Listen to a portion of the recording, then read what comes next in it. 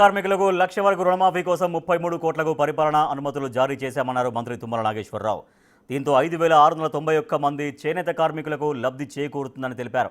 ఇంతకుముందు జారీ చేసిన గైడ్లైన్స్ ప్రకారం 2017 ఏప్రిల్ 1వ తేదీ నుంచి 2024 మార్చి 31 వరకు అన్ని బ్యాంకులు, జిల్లా సహకార కేంద్ర బ్యాంకుల్లో చేనేత వస్త్రాల ఉత్పత్తి, వృత్తి సంబంధిత కార్యకలాపాల కోసం తీసుకున్న లక్ష వరకు రుణాలకే మాఫీ వర్తిస్తుందని మంత్రి తెలిపారు.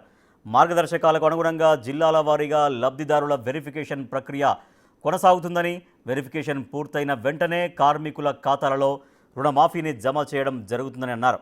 రుణమాఫీ జరిగిన అనంతరం చేనేత కార్మికులు కోరుకుంటే బ్యాంకర్లు మళ్లీ ఆ మేరకు రుణాన్ని బ్యాంకులు మంజూరు చేస్తాయని మంత్రి తుమ్మల తెలిపారు.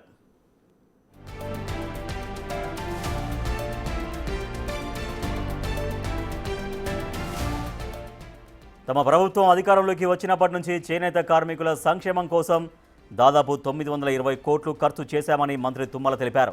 ఇందిరా మహిళా శక్తి చీరల పథకం ద్వారా సిరిసిల్లలోని 16,000 మరమగ్గాలకు నిరంతరం పని కల్పించడానికి చర్యలు తీసుకున్నామన్నారు. 193 కోట్లు చేనేత అభయహస్తం పథకాన్ని అమలు చేస్తున్నామని, గత ప్రభుత్వం కార్మికులకు చెల్లించకుండా వదిలేసిన 290 కోట్లను నేతన్నకు చేయూత పథకం కింద కార్మికుల ఖాతాలలో జమ చేశామన్నారు మంత్రి తుమ్మల నాగేశ్వరరావు.